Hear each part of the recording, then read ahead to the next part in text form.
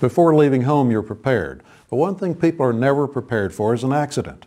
Download my free iCrashed phone app to walk you through collecting the important information. I'm Wes Pittman, 784-9000.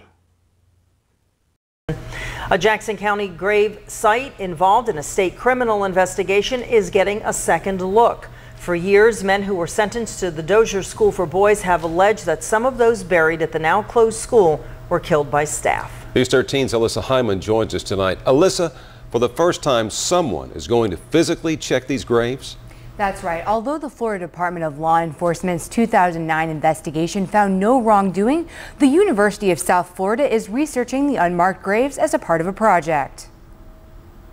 Deep within the soil on the former Arthur G. Dozier School for Boys may lie the answers to more than 50 missing bodies, deaths recorded between 1911 and 1973. We look for historical documentation and records. We look at witness interviews and what people say who have firsthand knowledge about the graves in the cemetery. A team from the University of South Florida is conducting research at the historic Boot Hill Cemetery.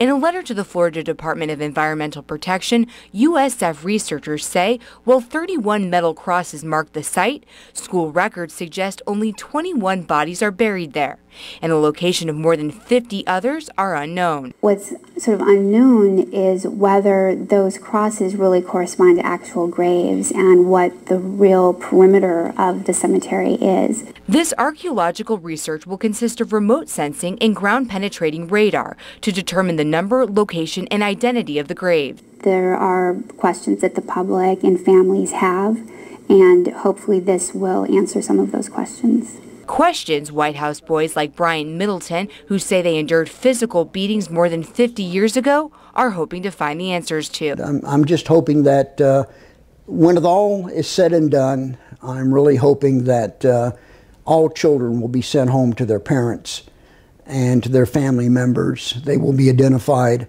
They will not simply be thrown in a hole without a marking identifying who they are. The FDLE has declined to comment. The former Dozier School for Boys closed more than a year ago.